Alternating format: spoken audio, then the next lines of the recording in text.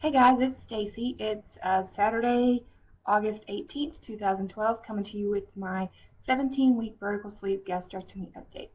I've tried to record this video several times, and either they didn't work out or I accidentally deleted it or whatever. So we're gonna try this again. So, like I said, this is my 17-week post-op video. Last week I came in with a weigh-in at 225.2, and this week I weighed 225.0, which is a 0.2 pound loss for the week. I've been having some, as I've said before, I have polycystic ovaries, and I had amenorrhea, which is absence of the menstrual cycle. And since I had my lap band surgery, I started to kind of even out a little bit. And then after I had my lap band removed, I gained some weight back and I started having some problems again. And then since I got to my lowest weight that I am right now, I've started having, and if there's any guys watching, I'm sorry, this is TMI, but I've started bleeding like every 2 weeks, and um, it comes with the whole like bloating and everything, like all the PMS symptoms, and I'll bleed for like 1 or 2 days, maybe 3 days, and then it'll stop.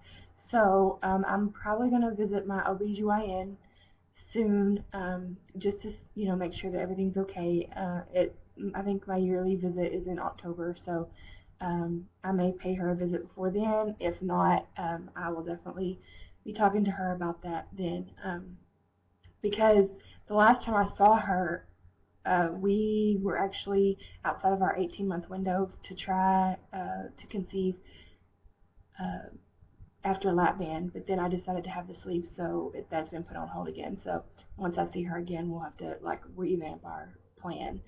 So also this week, it's really kind of a coincidence that the Proof Like Weight Loss Surgery Works videos have been about going number 2. And this week I've had some really big issues with constipation. I take the fiber gummies every day, and I actually I had 2 follow-up visits this week. I had a follow-up visit with my surgeon, and I had a follow-up visit with my primary care doctor. So um, I did address it with my primary care doctor. Uh, when I went to my surgeon, we reviewed all my labs. All my vitamin levels are good, except for my B12 is low. Um, but we're going to try to just continue with over-the-counter supplements and see and retest in 6 months. So my vitamin D has come up, my B1, my B6, my TSH, everything is really good. So my glucose was 77, which is great. My hemoglobin A1C, it was 5.0, so that was like perfect. I will still continue on my metformin because they believe that that is aiding in my weight loss. So with that, I go back and see him in 3 months. I've lost 18 pounds in the 12 weeks since I went to see him the last time, which was I think my 6-week post-op. So now 12 weeks later, I've lost 18 pounds. It's slow, but they were happy with it. So um, I went to see my primary care doctor. He's the one that put me back on my metformin. He is the one that's going to be following up with my vitamin levels. He's the one that's prescribing me my vitamin D that I take every week, and my glucophage. And I talked to him about the constipation, and he suggested I take Miralax twice a day until it kind of evens out, and then go to once a day.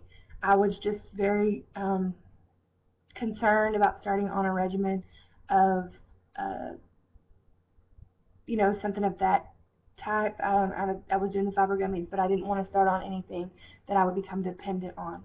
And he said that the only things that you become dependent on are laxatives like mag citrate and like Colace D and stuff like that. So he said it was fine to go ahead and just start taking that twice a day. And I have a bunch of samples that the doctors that I work with have, so I'll be taking those, and hopefully that'll be regulating itself soon, because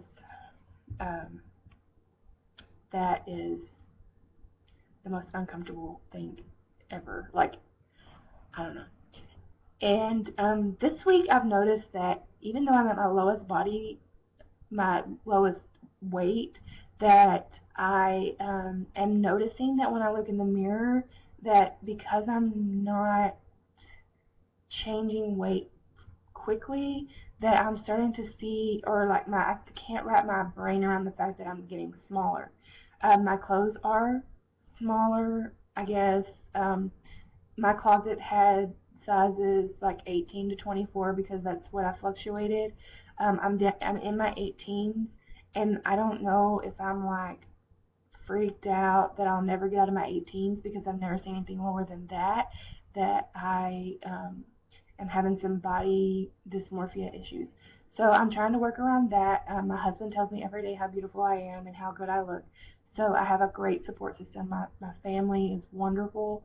Um, my parents, they don't see me every day, so and when I see them, they're like, "Man, you're doing a great job."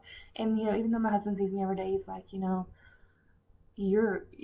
look really good, and he's such a great support to me.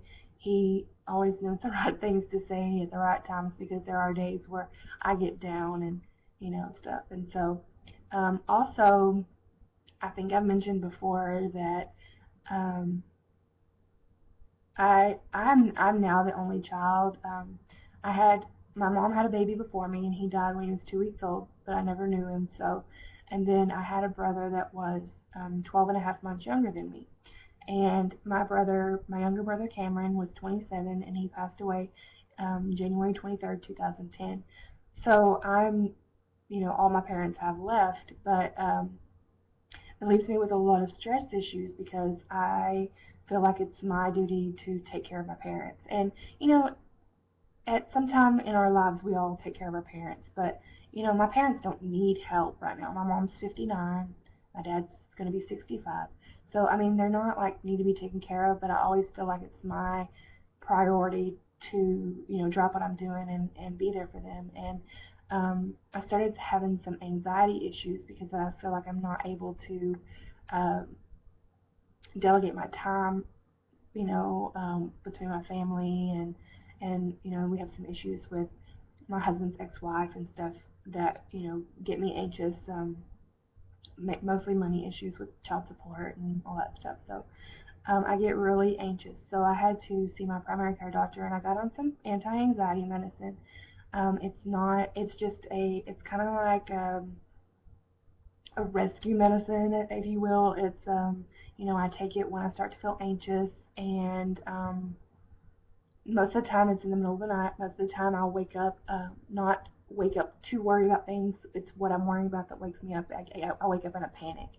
So I started taking that, and hopefully things have kind of trying smoothed out with the ex-wife, and I'm trying to um, help I mean, the parent thing is never going to end. I'm just trying to, um, I guess, make time for myself. I guess that's what it is.